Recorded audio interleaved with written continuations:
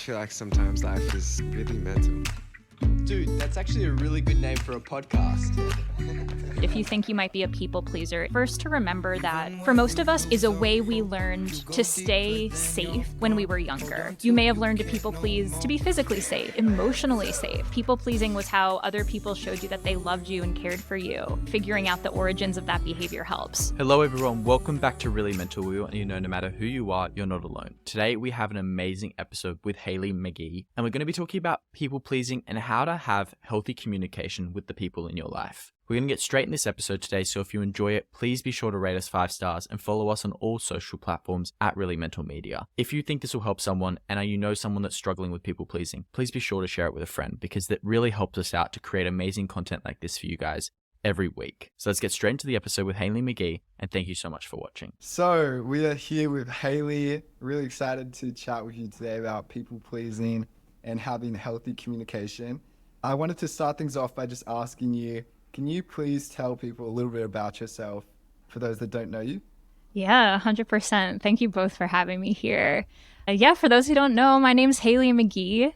I'm a certified coach who helps folks around the world break the people-pleasing pattern and master the art of self-advocacy. So people-pleasing, boundary setting, being authentic, it's all my jam. And how'd you kind of get into that area?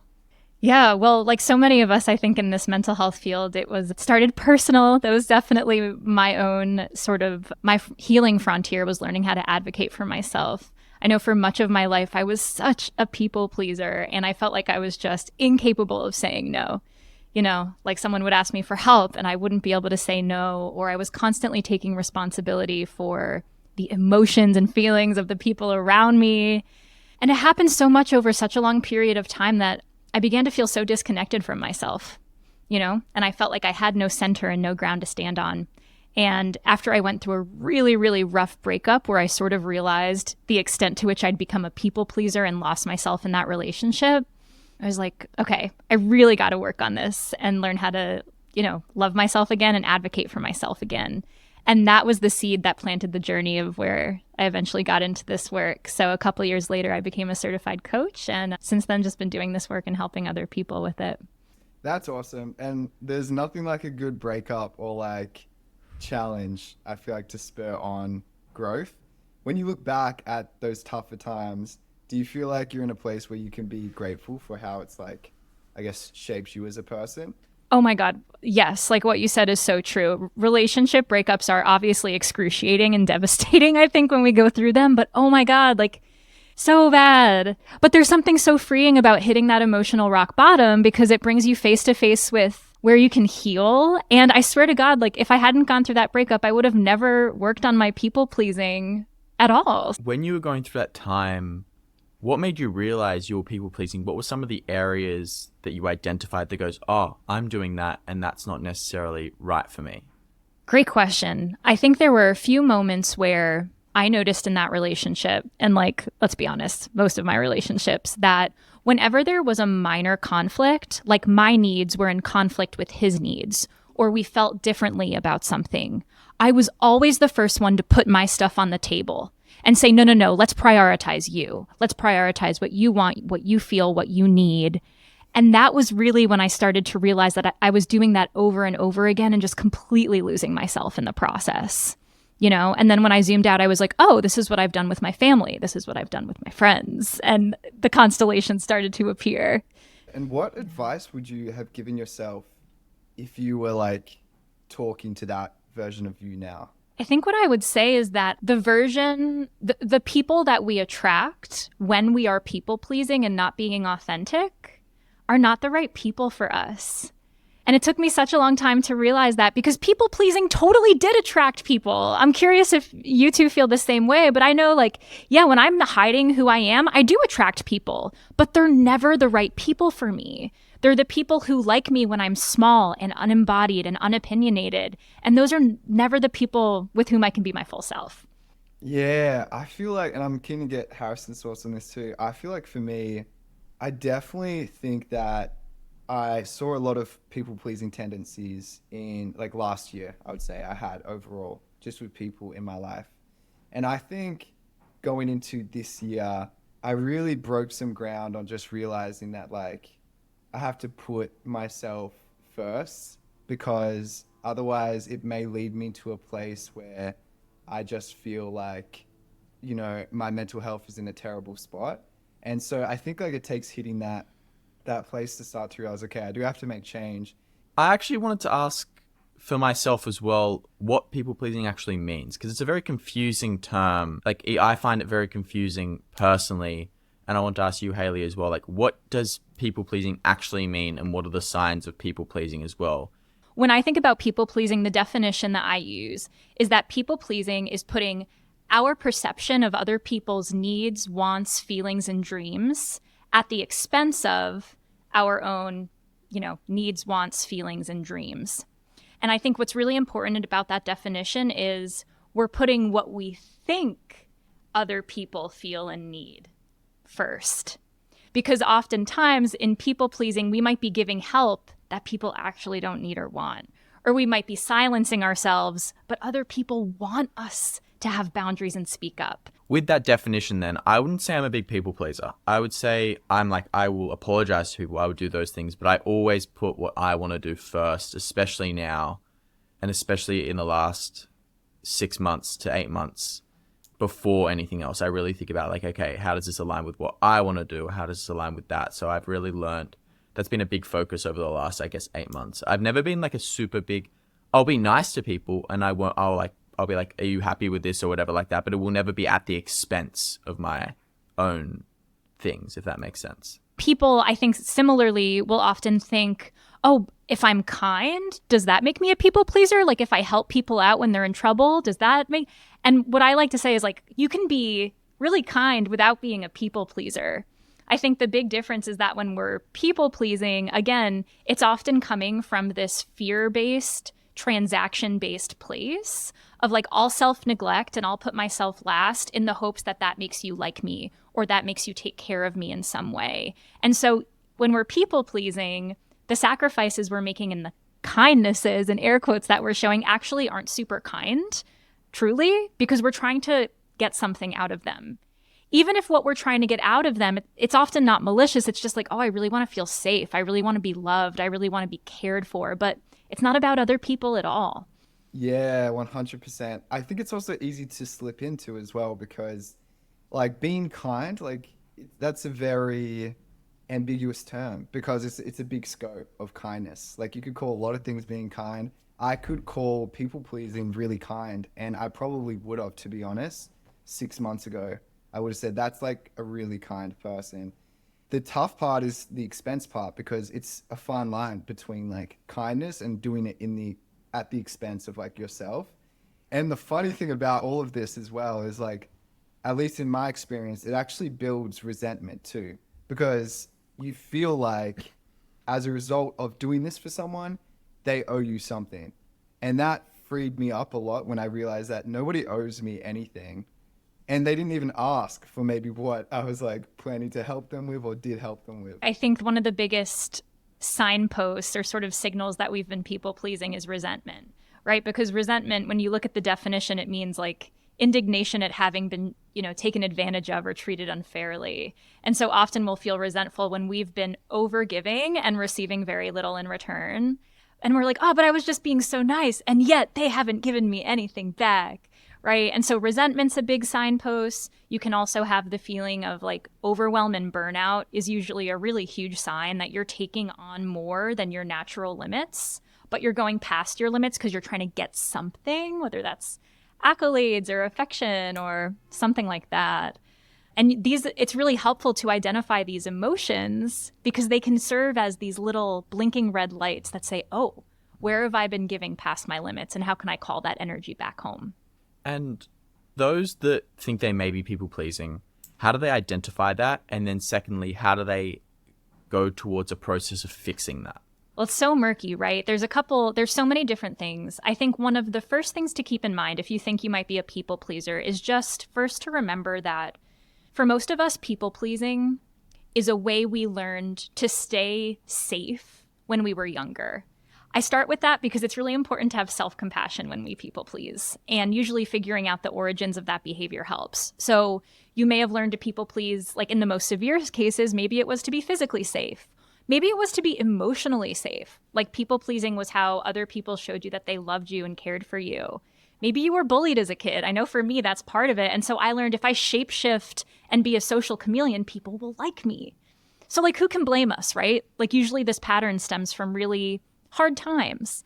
But once we realize we're a people pleaser because we're feeling chronically resentful, because we're feeling like a shadow of ourselves in our relationships, or because we're feeling so darn burnt out because we're just saying yes to everything, the step then is to intentionally reconnect with our own feelings and needs. Because think about it, right? Like you can't set a boundary to advocate for your needs if you don't know what your needs are.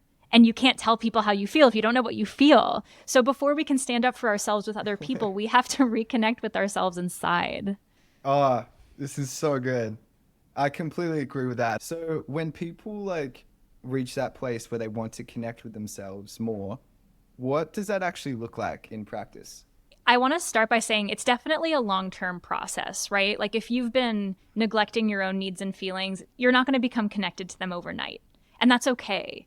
Some of the places you can start in a really concrete way, when I started healing this, I started paying attention to even just my most basic physical needs, which I know sounds so silly, but like, am I cold? Do I need a sweater? Am I hungry? Do I need to do some stretches for my back? Those are some of the simplest ways to start actively paying attention to ourselves.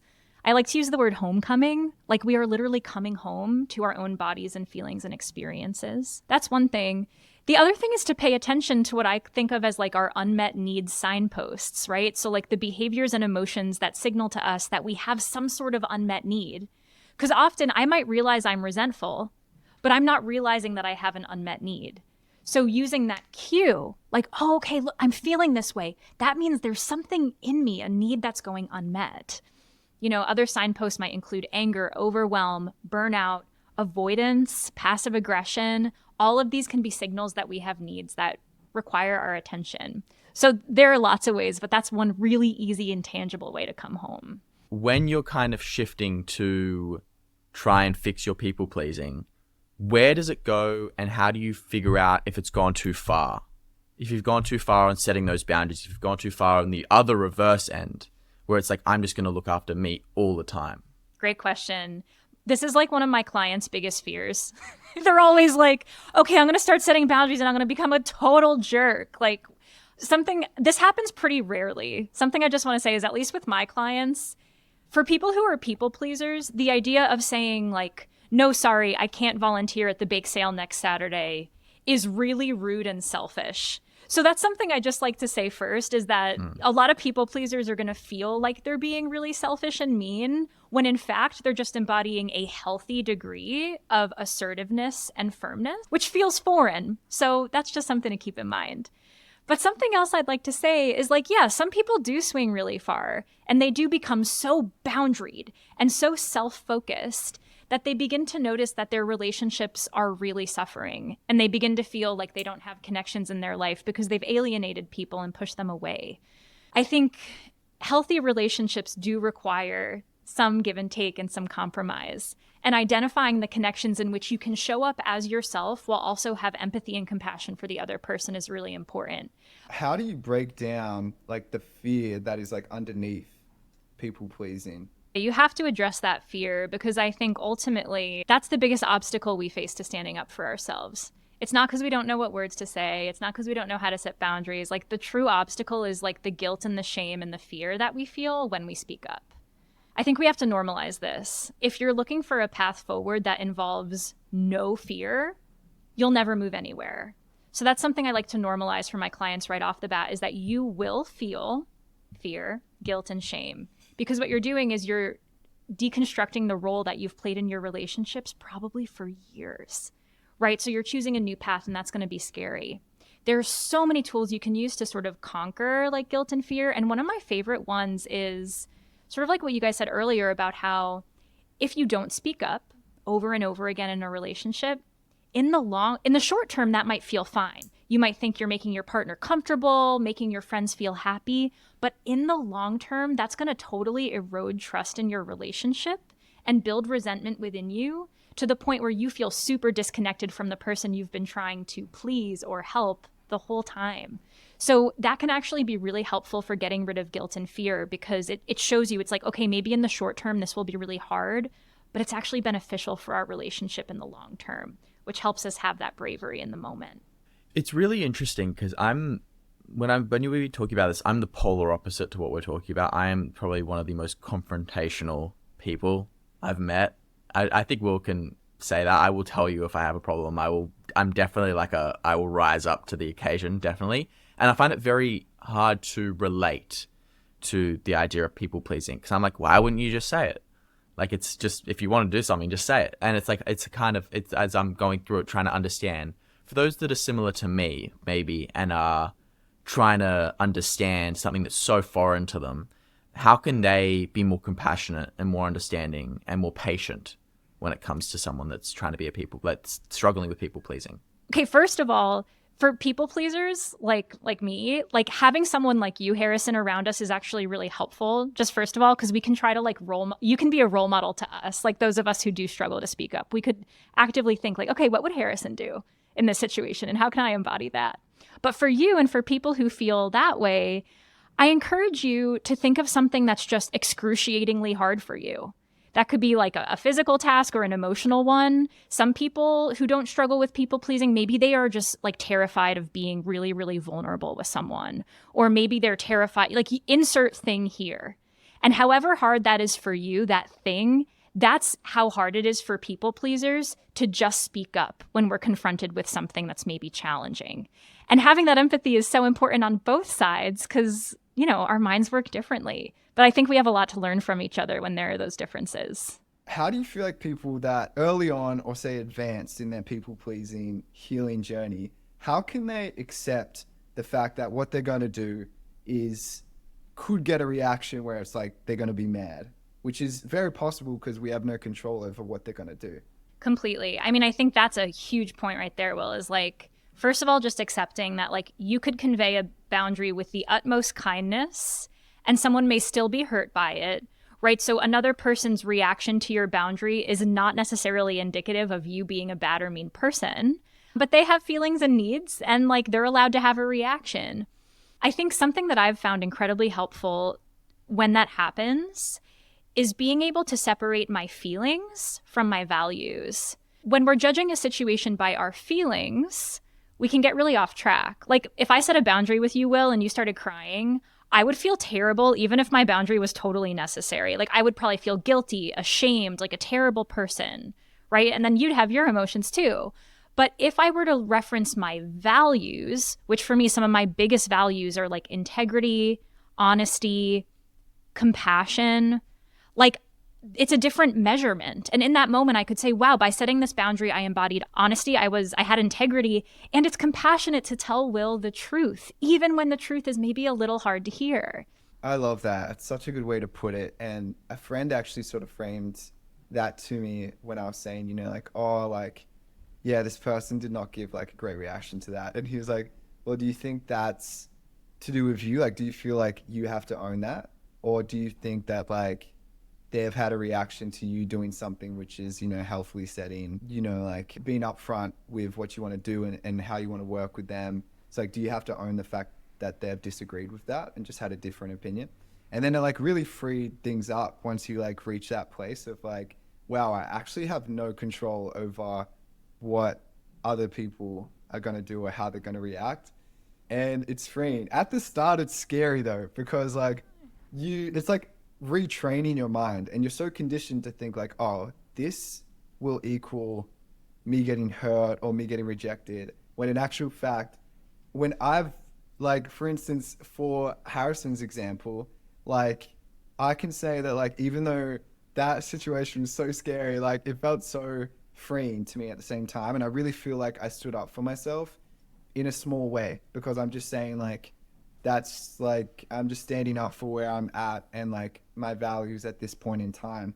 And so it actually feels like really freeing in that sense. So I want to empower people listening too. If they're going through a situation where it's like maybe a friend is texting them and they don't really want to hang out with them, like it's okay to like set a boundary. Just like make sure you do it in a respectful way. That's the thing that we want to get across here, because if you're just going around and just setting your, no, this is how it is for me, and you're just treating people like without any respect, then in my opinion, just for me, like I feel like that's broaches into like just being like unnecessarily like mean or maybe lacking empathy for someone else, because I feel like there's a way to deliver it. To piggyback on that real quick, one of my favorite tools for people who are worried about being mean when they're communicating is what I call like radical transparency, which like when people hear the word boundary setting, they think you're going to like run into rooms and be like, I hate you. This sucks. I'm leaving the party. But like actually we can say things really kindly by acknowledging when we're setting the boundary that maybe it's hard to say and maybe it's hard to hear. So for example, like if I were to say something to Harrison, I could just say like, you know, Harrison, I'm telling you this because I care about you. And I know this might be hard to hear, but something I've noticed lately is, you know, I feel really unseen when you don't text me back. And so like moving forward, could you do that? Like literally just acknowledging, hey, this is kind of awkward. Or like, hey, I'm nervous to say this. Or hey, I love you, but I want to be honest. All these little entry points can make the conversation feel so much less intimidating. For those that are like me, how do they know if a people pleaser's being real with them or trying to just please them? If they don't know, like they're just like doing their own thing, how do they know if someone's being their true authentic self or is trying to put something on for them? The worst part is like oftentimes you won't know until it's too late, you know? So I just want to acknowledge that. Like for folks who don't people please, it can become a shock when like 5 years into your friendship, your partner or your friend is like, hey, so you know how this whole time I've pretended to be okay with this? Actually, I'm not. Right? And so I think the best thing you can do, the only thing you can do, is try to create an environment where folks feel comfortable saying no to you. You know, I'd say that's the easiest thing, by which I mean like really just encouraging people expressing to them that you want their honesty, that honesty makes your relationship stronger, and that you would much prefer to hear something uncomfortable but true than to hear something people-pleasy and fake. Do you think those with like an anxious attachment style or an avoidant attachment style are more likely to be people pleasers? Yeah, it's not a like one-to-one correlation, but oftentimes folks with an anxious attachment style are especially likely to people please and to table their wants and needs when there's any hint of potential dissonance or conflict. So the anxious attachment person is most likely to be like a shapeshifter and to basically contort themselves into whatever shape is required to sustain the other person's affections. Hailey, can you run us through what attachment styles actually are and do those impact whether you become more of a people pleaser or not? So our attachment styles are basically how we relate to the people close to us based on how we were parented and treated in childhood. So generally, the three major attachment style types are, first of all, secure. So if you have a secure attachment style, it's the result of the fact that when you were a child, your needs were generally attended to by your caregivers. You had consistent and reliable adult presences in your life. And so it basically helped you feel comfortable not only with being intimate with other people, but also having space from other people when you need it. Then we've got anxious attachment. And those with an anxious attachment style generally had caregivers who inconsistently tended to their needs as children. What that taught the person is that if they could just perform well enough or do good enough or be enough, they could have the perfect attachment with their caregiver. So those with an anxious attachment style in adulthood are constantly like sort of doing what it takes to create connection with other people. And what they fear most is being abandoned or left by the people close to them. The avoidant attachment style is basically someone whose parents really didn't consistently at all tend to their feelings or needs. And so the avoidant attachment style is based on a sense of hyper-independence. I don't need anyone. I'm safe by myself. And in fact, I've learned that intimacy is where I'm most likely to be disappointed and let down. And so I feel safest when I have a maybe extra degree of distance or separation from those close to me. Yeah, those with an anxious attachment style are actually more likely to be people pleasers because you can hear that hunger and craving for connection at all costs, including the sacrifice or detriment of the self. To your point too, you definitely can work through it. And I think labeling can sometimes be a bit problematic if we attach our identity to it. So for people listening, definitely keep that in mind. However, I would say I've had traits of anxious avoidant, which is if you're on TikTok, I think it gets a lot of slack. But I feel like totally fine to say because I know like, I've embraced the journey I'm on and how I've gotten to that place and where I'm working towards. And how that would happen is like have the anxiety of like you want them to be close, but then like when they are close, you feel like oh no, like actually I'm being like smothered. And through therapy, my point to bringing this up is through therapy, I've definitely been working on just analyzing those things. And you can definitely heal that. And I've seen amazing growth from just facing into it. And with everything we've spoken about today, like there's going to be like work and like pain to like, if you are looking to improve these things, it is going to bring stuff up. But I think it is important to have the goal of trying to be more secure. And I think that's how you can find what a healthy relationship is going to look like for you from that place, rather than feeling like you need something from someone. Totally. I think we can heal these things in our relationships too. I think that's such a pivotal point to make, is like, it's going to be challenging for those of us who people please, or those of us with hardcore anxious attachment, to heal these patterns if we're in relationships with people who are chronically dismissive, neglectful, emotionally unavailable. Like, that's not really setting you up for success. But in the relationships where we do have security and we are seen, those are the relationships where we should run head on into working on healing these patterns, because they're safer and they give us almost like a safer playground to practice in. I love this conversation so much because there's so many things for me growing up where I would do, and I just didn't know how to like break free from that. Like, how do I communicate that I don't feel like someone's replying to my texts fast enough, and I don't want to feel like I'm too much? Like, is it weird that I'm even thinking about this? And when you're like 17, 18, 19, like, you don't know how to like, where to even go to like figure out if that's normal. So thank you so much for coming on today and sharing your wisdom. And as someone who has definitely been a people pleaser, I feel really seen by this. The one thing I wanted to say was that I've learned, and this might seem very, very, very, very, very just direct, is I've learned in my relationships to just like care less. I don't know if that makes sense. And it's very simple. It's very like weird, but like that's really helped me. I've been like, I just care less. And I've just like recently, the last like 6 months, 8 months, I've just been like caring less about stuff. Like it doesn't, I don't know how to explain it, but like even like certain things that used to trigger me in certain areas, I'm just like, oh, okay, whatever. I don't want to feel this way, so I'm just going to like care less about it. Doesn't matter. Have you found something that has helped you reach that place, or like did therapy help? Like, what do you feel like helped you get to that spot? 2 areas that really helped. One was going through very intense things, and then going, oh, it could not get any worse than this, if that makes sense. And that's kind of not a really helpful thing for a lot of people to hear, because they're like, shit, I got to go through hell and back. But going through a lot of stuff and then going like, literally there's not one thing that could be worse than that, and you've been through that and you were fine. So it's like, why care about it the next time? Like, it's not going to help if you care about it. Secondary would definitely be more of a serotonin thing, is like more medication for anxiety for me personally, that really helped because of like a more of a serotonin problem that was more biological. So it's more like environment and then biological together, coming together to be more sustainable. I just realized that I felt more secure, and I was like, I have so much going on. Why care about this?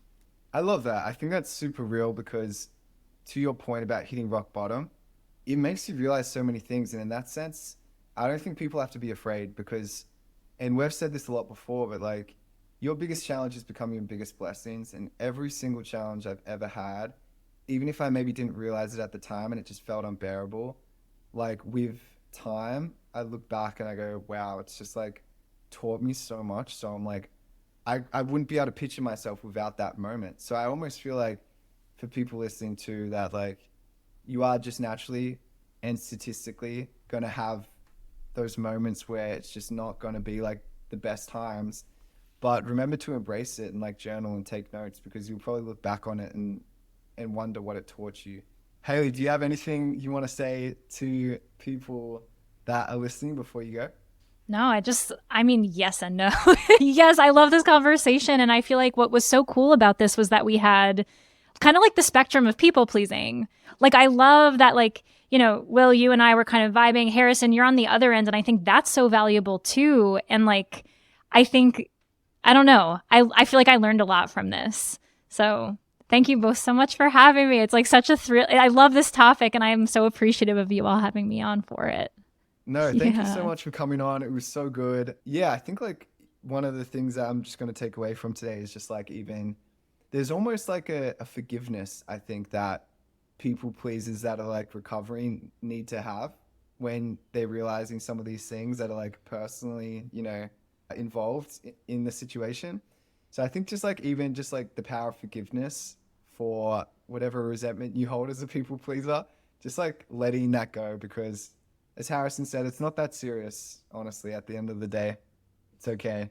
Yes. And you'll feel so much freer and lighter when you let it go. Yes, exactly. So let that go. And yeah, thank you so much. It was so good.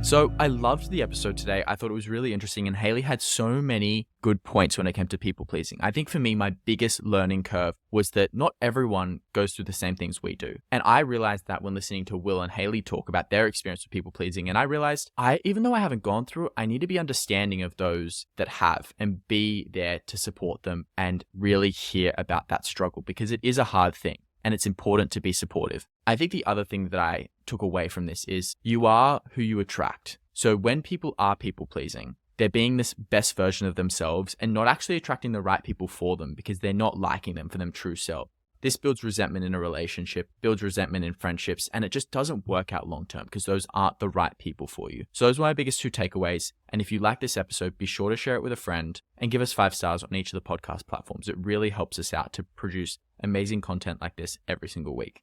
We've got a new episode coming out next week, so we'll be sure to let you guys know when it comes out. And thank you so much for making it this far.